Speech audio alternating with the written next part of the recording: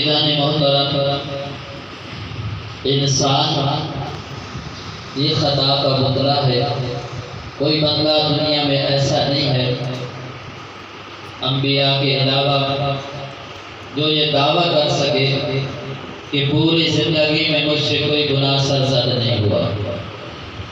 کہیں نہ کہیں کسی نہ کسی طریقے سے جانے میں انجانے میں انسان سے خطا ہو جاتی ہے، لیکن وہ اللہ تعالیٰ کی ذات غفور و رحیم ذات ہے کہ توبہ کا دروازہ اس کا ہمیشہ کے لیے کھلا ہوا ہے، اور وہ بندہ اللہ تعالیٰ کو بہت ہی زیادہ پسند ہے جو گناہ کرنے کے بعد اپنے گناہ پر شرمندہ ہوتا ہے، اللہ تعالیٰ کی طرف رجوع کرتا ہے اور اللہ تعالیٰ سے اپنے گناہوں کی معافی مانگتا ہے۔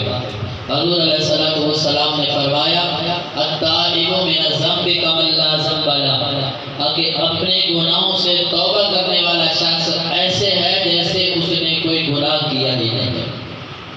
اللہ تعالیٰ کو بہت ہی زیادہ وہ شخص پسند ہے جو اپنے گناہ پر شرمندہ ہوتا ہے اور شرمندہ ہو کر پھر اللہ سے اپنے گناہ کی معافی مانگتا ہے۔ اور ہر شخص کو لازم ہے کہ وہ اللہ تعالیٰ سے اپنے گناہ کی معافی مانگے۔ کوئی بھی شخص ایسا نہیں ہے جو اللہ تعالیٰ کو اپنے گناہوں کا، اپنے نامہ اعمال کا حساب دے سکے۔ کوئی بھی ایسا شخص نہیں ہے۔ اگر مجھ سے کوئی پوچھ لے صبح سے لے کر اب تک کیا کچھ کیا ہے، میں اس کا حساب نہیں دے سکتا، اور ساری زندگی کا حساب دینا یہ انتہائی مشکل ہے۔ مشکل کیا ہے؟ ناممکن ہے، نہیں دے سکتے۔ تو اس کا حل کیا ہے کہ اللہ تعالیٰ سے اپنے گناہوں کی معافی مانگے کہ یا اللہ ہم حساب دینے کے قابل نہیں ہیں، ہم حساب نہیں دے سکتے، یا اللہ اپنی رحمت سے ہمیں معاف کر دے۔ جب بندہ اللہ تعالیٰ سے اپنے گناہوں کی معافی مانگتا ہے، وہ شخص اللہ تعالیٰ کو کتنا پسند ہے، کتنا پسند ہے۔ جبرائیل امین رسول اکرم صلی اللہ علیہ وسلم کے پاس تشریف لائے اور عرض کرنے لگے یا رسول اللہ صلی اللہ علیہ وسلم، ہم ساری جو ہے نا نیکیاں ہیں، بدیاں ہیں، برائیاں ہیں، جو کچھ بھی ہم لکھتے ہیں، لیکن ایک نیکی ایسی ہے جو ہم لکھتے نہیں ہیں، ایک نیکی ایسی ہے جو فرشتے لکھتے نہیں ہیں۔ تو رسول اکرم صلی اللہ علیہ وسلم نے فرمایا کہ اے جبرائیل، وہ کون سی نیکی ہے جو آپ نہیں لکھتے؟ تو جبرائیل امین نے فرمایا یا رسول اللہ صلی اللہ علیہ وسلم، آپ کا وہ امتی جس نے گناہ کیا اور اپنے گناہوں پر شرمندہ ہو کر اللہ کے ہاں حاضر ہوا، اللہ کے ہاں سر و سجود ہوا، اور اللہ کے خوف سے اس کے آنکھ سے آنسو کا ایک قطرہ نکلا ہے، آنسو کا ایک قطرہ نکلا ہے، ابھی وہ زمین پہ نہیں گرا، یہ آنکھ کی پتلی میں لٹکا ہوا ہے، زمین پہ نہیں گرا، اور اس آنکھ سے نکلنے والے ایک آنسو کا اتنا ثواب ہے کہ ساتوں آسمان کے فرشتے قیامت تک لکھنے بیٹھ جائیں اس کا ثواب نہیں لے سکتے۔ گناہ ہم نے کیا، گناہ ہم نے کیا، معافی ہم مانگ رہے ہیں، اللہ تعالیٰ کو اس کی ضرورت نہیں ہے، لیکن پھر بھی اللہ تعالیٰ کتنے خوش ہو رہے ہیں اس بندے میں جو اپنے گناہوں سے معافی مانگ رہا ہے۔ ایک آنسو کے قطرے کا کتنا ثواب ہے، اور پھر فرمایا جب وہ آنسو کا قطرہ زمین پر گرتا ہے تو زمین اتنی ٹھنڈی ہوتی ہے کہ اگر پورے عالم دنیا پہ بارش ہی بارش ہو، ہر طرف سبزہ ہی سبزہ ہو، تو زمین اتنی ٹھنڈی نہیں ہوتی جتنی جو آنکھ سے نکلنے والا آنسو کا قطرہ ہے اس سے وہ زمین ٹھنڈی ہوتی ہے، اور زمین کا ذرہ ذرہ اس کے لیے دعا کرتا ہے، اور اللہ کو پھر حساب دینا۔ حسان بن ابی سنان کہ اللہ کے وہ کامل ولی گزرے ہیں جو 60 سال تک نہ لیٹ کر سوئے ہیں اور نہ پیٹ بھر کر کھانا کھایا ہے اور نہ ہی ٹھنڈا پانی پیا ہے، یہ اللہ کے بزرگ گزرے ہیں۔ جب ان کا انتقال ہوا، انتقال کے بعد کسی اللہ والے کو ملے تو پوچھا ہے حسان کیا بنا رحمۃ اللہ تعالیٰ علیہ؟ تو عرض کرنے لگے کہ باقی تو معاملات ٹھیک ہے، میں نے ہمسائے سے ایک سوئی لی تھی بطور رات کے یا ویسے کپڑے ہوئی ہے اور میں وہ واپس نہ کر سکا، ابھی تک اس کا حساب دے رہا ہوں۔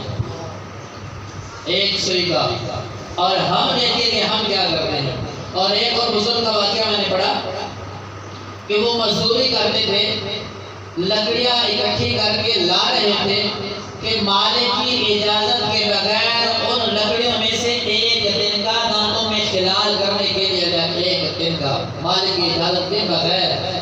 تو جب اس دنیا سے چلے گئے، اس دنیا سے چلے گئے تو کسی اللہ والے کو ملے، تو انہوں نے جب سوال کیا کہ کیا بنا، تو عرض کرنے لگے کہ باقی تو ٹھیک ہے، وہ جو میں لکڑیاں لے کر آ رہا تھا وہ ایک دن کا میں نے مالک کی اجازت کے بغیر دانتوں میں خلال کرنے کے لیے لیا تھا، اب اس کا حساب پورا نہیں ہو رہا، اس کا حساب پورا نہیں ہو رہا۔ پھر تو اور حضرت عمر فاروق رضی اللہ تعالی عنہ، وہ اللہ کے نبی کے جلیل القدر صحابی ہیں، جن کو اللہ کے نبی صلی اللہ علیہ وسلم نے غلاف کعبہ کو پکڑ کر اللہ سے دعائیں مانگ کر مانگا ہے، یہ وہ شخص ہے۔ اور عدل کا وہ ڈنکا بجایا ہے کہ عرب کی سرزمین پہ زلزلہ آتا ہے تو اپنے عصا مار کے زمین کو کہتے ہیں کہ اے زمین، کیا عمر تجھ پہ عدل نہیں کرتا کہ تو جل رہی ہے؟ اور پھر 1400 سال گزر گئے ہیں، عرب کی سرزمین پہ دوبارہ زلزلہ نہیں آیا۔ اور یہ وہ شخص ہیں جن کے اپنے بیٹے نے شراب پی، زنا کیا، کسی نے آ کر شکایت کر دی کہ حضور آپ کے بیٹے نے فلاں باغ میں جا کر زنا کیا ہے اور شراب پی ہے، آپ کا رنگ سرخ ہو گیا۔ گھر گئے، کیا دیکھتے ہیں کہ بیٹا کھانا کھا رہا ہے، کہتے بیٹے کھانا کھا لے، شاید دنیا میں یہ تیرا آخری کھانا ہو۔ بیٹے کے ہاتھ کانپنے لگے، ہاتھ سے لقمہ گر گیا، بیٹے کے گریبان سے پکڑا اور گھسیٹتے ہوئے، یہ وقت حکمران ہے، یہ اس وقت کی بات ہے جب آپ وقت کے خلیفہ ہیں، بیٹے گریبان سے پکڑا اور گھسیٹ کر گئے۔ بیٹا بار بار کہہ رہا ہے ابا سال کان سے جدا کر دے، پر لوگوں کے سامنے رسوا نہ کرنا۔ تو سیدنا عمر فاروق رضی اللہ تعالیٰ عنہ فرمانے لگے کہ اے میرے بیٹے، تیری بات اپنی جگہ پہ ہے، لیکن میں وہ کروں گا جو میرے نبی صلی اللہ علیہ وسلم کی شریعت کے مطابق ہوگا۔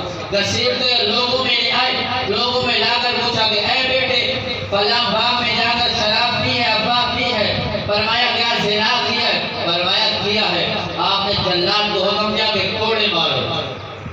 اب جلاد بھی دیکھ رہا ہے، سیدنا عمر فاروق اتنا جلال اور اتنا دبدبا ہے، جس گلی میں جا رہے ہیں وہاں اس گلی میں شیطان نہیں آتا، شیطان نے اپنا راستہ بدل لیتا ہے۔ اتنا دبدبے والا شخص اور اس کے بیٹے کو کوڑے مارنے ہیں، تو جلاد رک گیا۔ سیدنا عمر فاروق نے فرمایا کہ اے جلاد، تجھے میں حکم دے رہا ہوں کوڑے مارو۔ اب وہ جلاد کوڑے مار رہا ہے، جب 80 کوڑے پورے ہوئے بیٹے کے روح پر واز کر دے، فرمایا 20 کوڑے اس کے مردہ جسم پہ مارو اور 100 پورے کرو۔ جب 100 کوڑے پورے ہو گئے تو تب اپنے بیٹے کا سار اپنی گود میں رکھا، فرمایا اے بیٹے، جب جناب محمد رسول اللہ صلی اللہ علیہ وسلم سے ملاقات ہو تو جا کر بتانا میرے ابا عمر کس طرح عدل قائم کر رہے ہیں دنیا میں۔ وہ شخص جب اس دنیا سے تشریف لے گئے، 10 سال کے بعد کسی اللہ والے کو خواب میں ملے، فرمایا اے عمر رضی اللہ تعالیٰ عنہ کیا بنا؟ تو فرمانے لگے 10 سال ہو گئے ہیں، اب اللہ کو حساب دے کر فارغ ہوا ہوں، اور پھر بھی اللہ نے اپنی رحمت سے معاف کیا ہے۔ اور حدیث کی تاریخ کی کتاب میں لکھا ہے کہ اس طرح پیشانی سے پسینہ صاف کر رہے تھے اور گئے کہ اللہ نے اپنی رحمت سے معاف کر دیا ہے۔ میں آپ کس بات کی ہوتی ہے؟ یہ تو عمر کا مقام ہے جن کو اس دنیا کے اندر جنت کی بشارت ملی، اشرا مبشرہ میں سے ہیں۔ میں اللہ کو ہم حساب دیں گے، تو میرے بھائی کیا کرنا ہے؟ اپنے گناہوں سے توبہ کرنی ہے، یا اللہ معاف کر دے۔ ایک عورت حضور علیہ السلام کے زمانے میں آئی، حضرت علی یا رسول اللہ میں گناہ کر بیٹھی، زنا کر بیٹھی ہوں، حضور صلی اللہ علیہ وسلم نے چہرہ اس طرح پھیر دیا، وہ ادھر سے آ گئی، آپ نے ادھر چہرہ پھیر دیا، 4 مرتبہ ایسے ہوا۔ آپ نے فرمایا اچھا پھر ایسے کرو، آپ کے پیٹ میں بچہ ہے، جاؤ جب اس بچے کی ولادت ہو جائے تب آنا۔ اب اس کے دل میں اللہ کا خوف کا، وہ گناہ میں شرمندہ تھی کہ میں جو گناہ ہے اس کا بدلہ، اس کی سزا اس دنیا میں پوری کر دوں، اللہ کے سامنے رسوا ہو کر نہ جاؤں۔ اب کیا ہوا؟ 9 ماہ کے بعد وہ پھر حضور کے دربار میں آ گئے، یا رسول اللہ بچے کی ولادت ہو گئی ہے۔ حضور علیہ السلام نے فرمایا اچھا یہ بچہ چھوٹا ہے، اب جاؤ اس کو دودھ پلا۔ وہ 2 سال کے بعد دودھ پلانے کے 2 سال بعد پھر وہ حاضر ہوئے، اور وہ بچے کے ہاتھ میں روٹی کا ٹکڑا تھا، وہ کھا رہا تھا، اور حضور کے دربار میں یا رسول اللہ 2 سال میں نے اس کو دودھ پلایا ہے اور یہ بچہ اب کھانا کھانے کے قابل ہو گیا ہے، اب مجھے پاک کر دیجیے۔ حضور علیہ السلام نے صحابہ کو حکم دیا کہ آپ جا کر اس کو رجم کریں۔ شادی شدہ مرد یا عورت جب زنا کرے تو شریعت نے اس کی حد یہ مقرر کی ہے کہ اسے پتھر مار مار کے مار دیا جائے۔ جب صحابہ اس کو پتھر مار رہے تھے تو جناب عمر فاروق رضی اللہ تعالیٰ عنہ نے کچھ سخت جملہ کہہ دیا، تو حضور علیہ السلام نے فرمایا اے عمر ایسے نہ کہہ، یہ ایسی توبہ کر کے جا رہی ہے کہ اس پورے شہر مدینہ کے گنہگاروں پہ اس کی توبہ کو تقسیم کیا جائے تو اللہ تعالیٰ سب کو معاف کر دے۔ یہ توبہ اللہ تعالیٰ کو اتنی پسند ہے، وہ میرا اللہ کو انتظار میں ہے کہ میرا بندہ میرے پاس آئے، مجھ سے مانگے تو صحیح۔ اللہ کا جس طرح ماں اپنے بیٹے کے انتظار میں ہوتی ہے، حافظ ابن قیم رحمۃ اللہ تعالی علیہ فرماتے ہیں کہ میں ایک مرتبہ گلی سے گزر رہا تھا، میں کیا دیکھتا ہوں کہ ایک عورت نے جو اپنے بیٹے کو مار رہی تھی، اس کے ساتھ لڑ رہی تھی، بعد میں اس کو دھکا دیا، گھر سے باہر نکالا، دروازہ بند کر دیا۔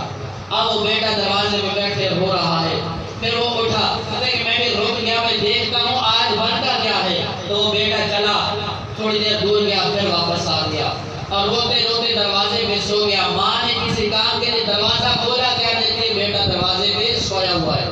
پھر ماں نے دھکے دینے شروع کر دیے کہ میں نے تجھے کہا تھا میری نظروں سے اوجھل ہو جا، چلا جا، پھر بھی تو ادھر ہے۔ نے کہا ماں میں گیا تو تھا، میں جا رہا تھا، میں نے کہا میں نے واپس نہیں آنا، بازار میں بھیک مانگ کے کسی کے گھر میں نوکری کر کے غلامی کر کے نوکری کر کے میں گزارا کر لوں گا، لیکن اس گھر میں واپس نہیں آؤں گا۔ پھر میں نے سوچا سب کچھ تو مجھے مل جائے گا لیکن ماں کا پیار کہاں حاصل ہوگا، یہ سوچ کر میں واپس آ گیا۔ تو آپ فرماتے ہیں کہ ماں نے اس بیٹے کو سینے کے ساتھ لگایا کہ اگر مجھے میری محبت پر اتنی امید ہے کہ میری محبت تجھے بازار میں نہیں مل سکتی تو میں پھر تجھے سینے کے ساتھ لگاتی ہوں۔ اگر ماں اتنی شفیق ہے تو 70 ماؤں سے زیادہ شفیق ہے۔ اگر ہم اس کے در پہ جائیں، ہم جا کر لیٹ جائیں، یا اللہ تیرے دربار میں آ گئے ہیں، اگر تو نے ہمیں لوٹا دیا ہم کہاں جائیں گے؟ کیونکہ اللہ تعالیٰ معاف نہیں فرمائیں گے۔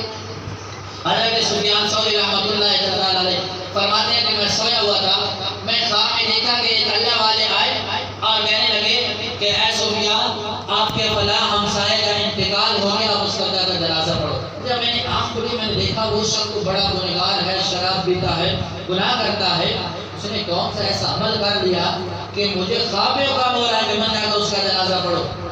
فرمانے لگا میں ہوتا بزرگ گیا اس کے گھر، تو میں نے پوچھا کہ اس نے کون سا کوئی عمل کیا ہے، تو اس کے گھر والے کہنے لگے کہ جو بڑا گنہگار تھا، شراب پیتا تھا، گناہ کرتا تھا، لیکن جب آخری وقت آیا نا تو اس کی زبان پہ ایک ہی کلمہ تھا، یا اللہ میں گنہگار ہوں، نہ میری دنیا تھی نہ میری آخرت تھی، اللہ مجھے معاف کر دے۔ اور ان جملوں نے اسے اس کے گناہوں پہ قلم چڑھا دیا۔ یہ اللہ تعالیٰ کی غفور رحیم ذات ہے، وہ ہمارے گناہوں کا انتظار کر رہا ہے کہ کسی وقت میرا بندہ آئے۔ اللہ تعالیٰ ہر وقت انتظار میں ہے کہ میرا بندہ آئے، لوٹے، مجھ سے مانگے اور میں معاف کروں۔ اور ہم پھر بھی غافل انسان ہیں کیونکہ انسان غفلت میں ڈوبا ہوا ہے۔ تو جب انسان کی آنکھیں بند ہوتی ہیں، کیا معلوم کس وقت بند ہوتے ہیں، پھر انسان پچھتاتا ہے، پھر چیختا ہے، پھر چلاتا ہے، لیکن اس وقت وہ چیخنا اور چلانا کسی کام نہیں ہوتا۔ میرے اللہ نے کتنا انتظار کیا، آخری وقت تک اللہ تعالیٰ آپ کے انتظار میں رہے کہ میرا بندہ آ جائے، میرا بندہ آ جائے۔ کتنے اللہ تعالیٰ نے ہمیں موقع دی، یہ سب سے بڑا موقع یہ رمضان ہے، سب سے بڑا موقع۔ اللہ تعالیٰ شیطان کو ہی تیر کر دیا ہے، ذخیر میں جکڑ دیا کہ ہمارے پاس کوئی بہانہ ہی نہیں ہے کہ شیطان ہمیں راستے سے بھٹکائے گا۔ اللہ تعالیٰ نے شیطان کو قید کر دیا ہے کہ اے میرے بندے اب تجھے کھلی چھوٹ ہے، بس اب تو ہے اللہ